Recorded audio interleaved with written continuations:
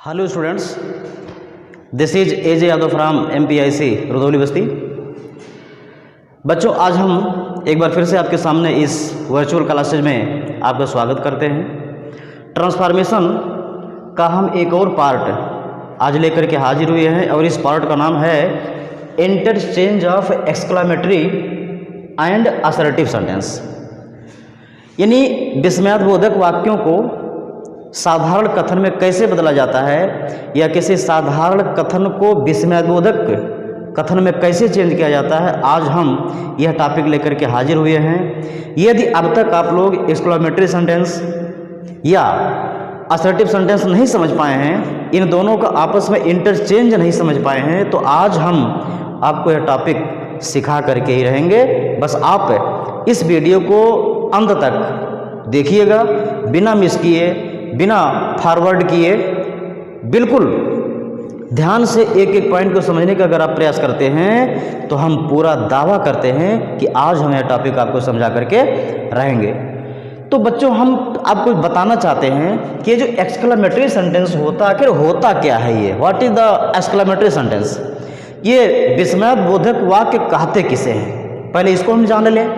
अगर हम इसको जान लेंगे तो इसको हम साधारण कथन में बदलना भी सीख जाएंगे। पहले ये तो जाने कि what is the exclamatory sentence, विस्मयादिबोधक क्या वाक्य क्या होते हैं। तो आप जानिए कि जब हम कोई ऐसा कथन प्रस्तुत करते हैं जो मन की गहराई से, हृदय की गहराई से निकलता हो, आश्चर्य के साथ निकलता हो, उसमें शोक व्याप्त हो, उसमें हर्ष व्याप्त हो, उसमें प्रसन्नता जाहिर हो, उसमें शाबाशी दिखाई गई हो, या उसमें कोई इमेजिनेशन, कल्पना दिखाई गई हो, तो ऐसे वाक्यों को कहते हैं एक्सक्लामेटरी सेंटेंस। इसकी जो सबसे बड़ी पहचान होती है बच्चों, वो ये है कि इसमें यह चिन्ह जरूर लगा रहता है जिसे हम विस्मयादिबोधक चिन्ह कहते हैं। यही इसकी सबसे बड़ी पहचान है। जरा एग्जाम्पल देख लीजिए आप। जैसे आपसे कहें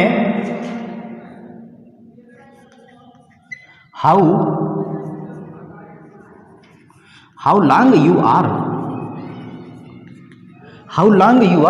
कितने लंबे हो तुम, कितने लंबे हो तुम, इसमें आश्चर्य के साथ ये सेंटेंस कहा जा रहा है। So it is exclamatory sentence. इसमें आश्चर्य व्यक्त किया गया है और अंत में विस्मयादिबोधक चिन्ह लगा हुआ है, इसलिए इसे हम कहेंगे विस्मयादिबोधक सेंटेंस, यानी विस्मयादिबोधक वाक्य एक्सक्लामेटरी सेंटेंस। कुछ और एग्जाम्पल देखें। व्हाट एन आइडिया, क्या विचार है, क्या युक्ति है, क्या योजना है। It is also exclamatory sentence. यह भी आपका विस्मयादिबोधक वाक्य कहा जाएगा, क्योंकि इन दोनों वाक्यों में सरप्राइज व्यक्त किया गया है, आश्चर्य व्यक्त किया गया है, तो इनको विस्मयादिबोधक कहेंगे। अब कुछ वाक्यों में बच्चों आश्चर्य के साथ साथ, आश्चर्य के अलावा हर्ष भी व्याप्त होता है, प्रसन्नता व्याप्त होता है, दुख या कष्ट व्याप्त होता है, या शाबाशी व्याप्त होता है। आप एग्जाम्पल देखें। अगर हम यह सेंटेंस कहें alas I am undone, ah, alas का मतलब होता है आह मैं तो बर्बाद हो गया। इस वाक्य में एक शोक भरा भाव निकल रहा है, दुख से भरा हुआ, कष्ट से भरा हुआ एक्सप्रेशन निकल रहा है, इसलिए हम इसको भी विस्मयादिबोधक वाक्य कहेंगे, लेकिन इसमें दुख व्याप्त है। और एग्जाम्पल देखिए, जब प्रसन्नता का भाव होता है तो हमारे मुंह से निकलता hurrah, we have won the game,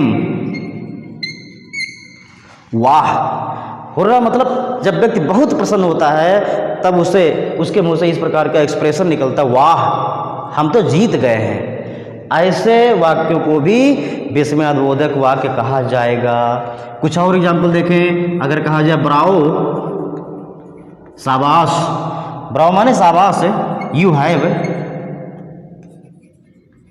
have done well, शाबाश तुमने बहुत अच्छा किया, शाबाश तुमने बहुत अच्छा किया, यह भी आपका माना जाएगा विस्मयादिबोधक वाक्य। बच्चों, कुछ वाक्य ऐसे आपको दिखाई पड़ते हैं जिसमें कल्पना व्याप्त होती है। कल्पना व्याप्त करने वाले वाक्यों में हम देख लें। जैसे कहा जाए would that I were a bird, would that I were a bird, यहाँ भी इसमें बुद्ध चिन्ह लगा हुआ है। Would that I were a bird, काश मैं एक पक्षी होता। इसमें कल्पना दिखाई जा रही है, पक्षी होना संभव नहीं है, इसमें केवल इमेजिनेशन, कल्पना दर्शाई जा रही है। It is also exclamatory sentence. तो बच्चों हमें उम्मीद है कि आप ये समझ गए होंगे कि एक्सक्लेमेटरी सेंटेंस होता क्या है, इसकी पहचान क्या होती है। तो आप सीधे जाने, कुछ वाक्यों की शुरुआत हाउ या व्हाट से होती है, कुछ वाक्यों की शुरुआत एलास से, हुर्रा से, ब्राउ से, या would that, if, O that आदि से ऐसे वाक्यों की शुरुआत होती है, और उसमें कहीं न कहीं यह चिन्ह जरूर पाया जाता है। तो इसी को हम कहते हैं एक्सक्लेमेटरी सेंटेंस, विस्मयबोधक वाक्य। अब हम आपको ये बताने जा रहे हैं कि कैसे किसी विस्मयबोधक वाक्य को हम असर्टिव सेंटेंस यानी साधारण कथन में परिवर्तित करेंगे। तो चलिए आपको हम बता रहे हैं कि कैसे चेंज करेंगे। बच्चों जब हम किसी एक्सक्लेमेटरी सेंटेंस को असर्टिव में चेंज करेंगे तो आपका जो पहला नियम दिखाई देगा बच्चों, most of the exclamatory sentence इसी प्रकार के आपके परीक्षा में दस्तक देते हैं, और इसी प्रकार के वाक्यों को हमें असर्टिव में चेंज करना होता है। देखिए कैसे होता है। यदि आपके दिए गए वाक्य में हाउ या व्हाट के पश्चात एडजेक्टिव लगा हो तो उस वाक्य में हम वेरी का प्रयोग करेंगे। यदि हाउ या व्हाट के पश्चात नाउन लगा हो तो उस वाक्य में ग्रेट का प्रयोग करेंगे। आपको ये एक चीज बताना चाहेंगे कि किसी भी असर्टिव सेंटेंस की शुरुआत हम सब्जेक्ट से करते हैं। तो अगर मान लीजिए आपके सेंटेंस में, दिए गए सेंटेंस में, दिए गए एक्सक्लेमेटरी सेंटेंस में सब्जेक्ट दिख रहा है और उसके साथ एक वर्ब भी दिख रहा है, तब तो हमारा काम आसान होता है। जैसे इस वाक्य में देख लीजिए, how beautiful the rose is, इसमें आपका सब्जेक्ट दिख रहा है द रोज और वर्ब दिख रहा है इज, तो इसमें तो काम आसान है। लेकिन कुछ ऐसे भी कभी कभी वाक्य आ जाते हैं जहां सब्जेक्ट और वर्ब का मेल ठीक से नहीं होता है, या कहिए सब्जेक्ट तो होता है लेकिन वर्ब नहीं होता है, तो हम सब्जेक्ट इट को मान लेते हैं और वर्ब इज को मान लेते हैं। तो इट इज की सहायता से हम उस वाक्य को असर्टिव बनाते हैं। लेकिन यहाँ जब कर्ता आपका विद्यमान है और क्रिया भी है, तब आपको इट इज अपनी तरफ से लगाने की जरूरत नहीं है। इसका आंसर कुछ इस प्रकार हो जाएगा। शुरू करेंगे द सन से, द रोज से, सॉरी द रोज इज। अब देखिए हाउ के बाद लगा हुआ शब्द ब्यूटीफुल जो है, यह ब्यूटीफुल एडजेक्टिव है, किसी की विशेषता बताता है। ब्यूटीफुल को किसी नाउन के साथ जोड़ करके हम एक सार्थक अर्थ वाला शब्द बना सकते हैं। जैसे कहा जाए beautiful pen, beautiful boy, beautiful girl. इस ब्यूटीफुल को किसी नाउन के साथ जोड़ने पर यह कोई विशेषण का काम कर सकता है। दैट इज वाई यह विशेषण है। और आपको बताया गया कि जब हाउ या व्हाट के पश्चात विशेषण हो तो हम वेरी का प्रयोग कर देते हैं इस हाउ के स्थान पर। तो यहाँ हाउ के स्थान पर लिख देंगे हम वेरी, वेरी ब्यूटीफुल।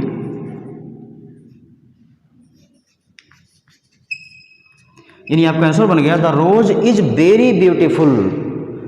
अगला देख लीजिए, what a film. What a film, क्या फिल्म है। व्हाट ए फिल्म का मतलब क्या फिल्म है, मतलब उसकी प्रशंसा में शब्द कहा जाए क्या फिल्म है। या तो बहुत अच्छा रहा होगा या तो बहुत खराब रहा होगा, लेकिन यहाँ अच्छा या खराब नहीं दिखाया जा रहा। व्हाट के बाद सीधे फिल्म, जो कि एक नाउन है, नाउन का प्रयोग किया गया है। इसमें फिल्म करता तो है लेकिन वर्ब नहीं दिख रहा है। तो अगर ऐसी अवस्था का कोई वाक्य दिखाई दे कि करता तो हो लेकिन वर्ब ना हो, तो हमने आपको अभी भी बताया कि इट इज को हम अपनी तरफ से कर्ता और क्रिया मान लेते हैं। तो इस वाक्य का हमें ट्रांसफॉर्म करने के लिए ऐसे करना पड़ेगा, हमको लिखना पड़ेगा इट इज। यहाँ ए लगा था, ए भी लगा दीजिए। इस व्हाट के स्थान पर देख लीजिए, हाउ या व्हाट के पश्चात जब नाउन होता है तो ग्रेट लगता है। यहाँ भी व्हाट के स्थान पर लग जाएगा great. It is a great film, ये आपका बन गया assertive. It is a great film. What a film का असर्टिव बन गया it is a great film. यह एक बहुत महान फिल्म है, बहुत बड़ी फिल्म है, बहुत विशाल फिल्म है। ये रहा आपका पहला फार्मूला कि जब हम व्हाट हाउ या व्हाट के पश्चात एडजेक्टिव देखते हैं तो इन शब्दों को हटा करके वेरी लगाते हैं। यदि हाउ या व्हाट के पश्चात नाउन दिखाई पड़े तो हम ग्रेट का प्रयोग करते हैं, और यदि साथ ही साथ कर्ता और क्रिया स्पष्ट ना हो तो हम इट इज का प्रयोग कर देते हैं। यह आपका पहला फार्मूला था। चलिए हम दूसरे फार्मूले की तरफ बढ़ते हैं। जो दूसरा फार्मूला बच्चों, यदि वाक्य में एलास लगा हो या यदि वाक्य में हुर्रा लगा हो या यदि वाक्य में ब्रावो लगा हो, ब्रावो, तो क्या करते हैं? यदि एलास लगा होता है तो हम उस वाक्य में लिख देते हैं इट इज मैटर ऑफ सारो that. It is matter of सारो दैट। यदि हुर्रा लिखा रहता है तो हम लिख देते हैं it is matter of joy that. यदि वाक्य में ब्रावो लगा होता है तो हम लिख देते हैं it is matter of praise, PRAIC, praise that. Praise माने प्रशंसा होता है। यदि यह तीन शब्द दिखाई पड़ते हैं तो इन तीनों शब्दों के स्थान पर इसी क्लाज को लिख करके हम बचा हुआ भाग अगर जोड़ दें तो वह वाक्य असर्टिव बन जाता है बहुत आसानी से, बिना किसी समस्या के। जरा एग्जाम्पल देखते हैं। एग्जाम्पल इधर हम लिख सकते हैं, हाँ जगह है। जैसे लिखा हो alas he has died. Ah, alas he has died, ah वह मर गया है। अब इस वाक्य में देखिए एक दुख सूचक शब्द एलास का प्रयोग है, और जब एलास का प्रयोग होता है तो इट इज मैटर ऑफ सारो दैट लगाते हैं। अर्थात इसका जो असर्टिव बनेगा वो बनेगा इट इज मैटर ऑफ सारो दैट। अब ये बचा हुआ भाग हम इसी में जोड़ देंगे। दैट के बाद लिखेंगे ही हैज दिख रहा है, ही has died, he has died. It is matter of सारो दैट ही हैज डाइड। अब अगला एग्जाम्पल देख लेते हैं। अगर आपके वाक्य में हुर्रा लिखा हुआ है, हुर्रा के बाद चिन्ह वी हैव पास्ड। हुर्रा मतलब वाह हम तो पास हो गए। तो यदि आपके सामने ऐसा वाक्य दिखाई पड़ता है हुर्रा वी हैव पास्ड, तो हमें कुछ नहीं करना है, हुर्रा के स्थान पर लिख देना है it is matter of joy that. बस बाकी बचा हुआ वाक्य जोड़ देना है। कहाँ कठिन है? कहीं भी कठिन नहीं है, बस आपके पास थोड़ा सा दिमाग होना चाहिए तो बनेगा it is matter of joy that we have passed. बड़े खुशी की बात है कि हम पास हो गए हैं। यानी जब एलास आएगा तो इट इज मैटर ऑफ सारो दैट, अगर हुर्रा आएगा तो it is matter of joy that के बाद हमें बचा हुआ वाक्य ज्यों का त्यों जोड़ लेना है। अब अगला एग्जाम्पल देखें। Bravo, Bravo you have done well. शाबाश तुमने बहुत अच्छा किया, शाबाश तुमने बहुत अच्छा किया। तो इस ब्रावो के स्थान पर लिख देते हैं it is matter of praise, PRAIC, that you have done well. ये पूरा आंसर बन गया। दिख रहा है कि नहीं दिख रहा? It is matter of praise that you have done well. Well नहीं दिख रहा है तो वेल को हम इधर लिख देते हैं you have done well. It is matter of praise that you have done well. तो हमें नहीं लगता आपको कोई परेशानी हो रही होगी बच्चों। कितना आसान टॉपिक है। सबसे ज़्यादा समस्या इसी दोनों में आती है, दोनों भी हमने समझा दिया। ये दूसरा टाइप जो था कि एलास, हुर्रा और ब्रावो के आने पर हम इस फार्मूले का प्रयोग करते हैं। अब हम तीसरा फार्मूला देखते हैं। यदि आपके सेंटेंस में इफ, वुड दैट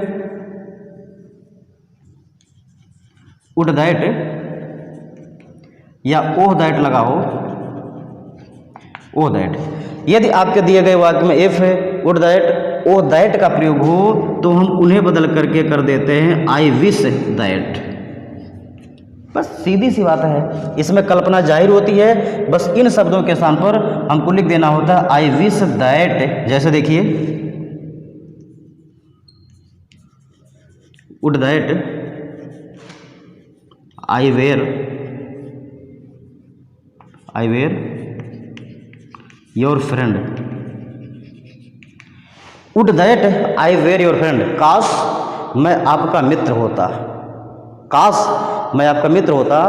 तो ऐसी अवस्था में हम इस वुड दैट के स्थान पर लिखेंगे I wish that, I wish that, इसको जोड़ देना है, I were your friend, I wish that I were your friend, यानी मेरी इच्छा है कि मैं तुम्हारा दोस्त होता। कुछ और एग्जाम्पल देखें। इफ यू वेयर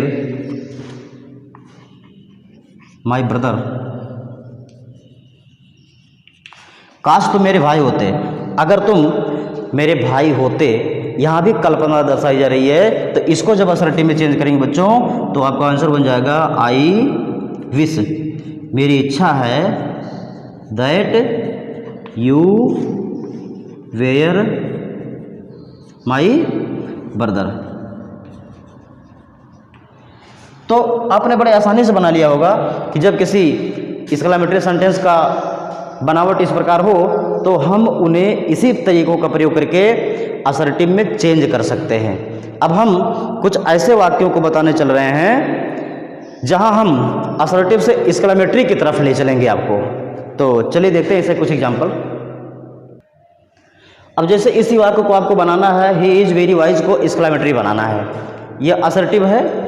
इसको एक्सक्लेमेटरी बनाने के लिए बच्चों हमें यह देखना है कि क्या इस वाक्य में वेरी का प्रयोग हुआ है, तो कहेंगे हाँ। इस वेरी के स्थान पर हमको हाउ लिखना पड़ेगा या व्हाट लिखना पड़ेगा, बेहतर होगा हम हाउ लिखें। तो अगर वेरी वाइज को हम जब एक्सक्लेमेटरी बनाएंगे तो हो जाएगा हाउ वाइज।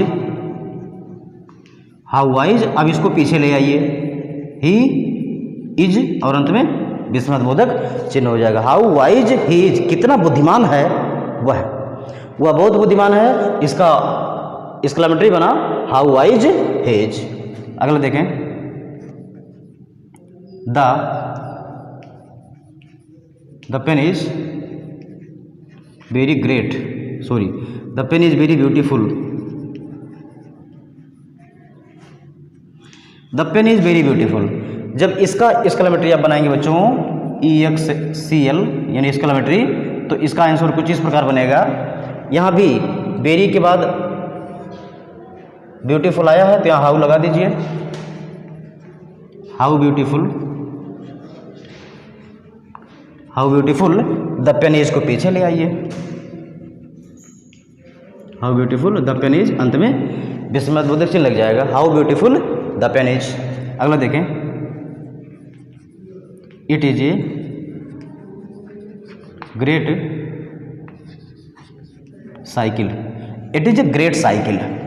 हमें इसको एक्सक्लेमेटरी बनाना है, EXCL मतलब एक्सक्लेमेटरी, हमें इसे एक्सक्लेमेटरी बनाना है। बच्चों देखिए ये जो ग्रेट आया है इसका मतलब यहाँ हाउ या व्हाट आना चाहिए इस ग्रेट के स्थान पर।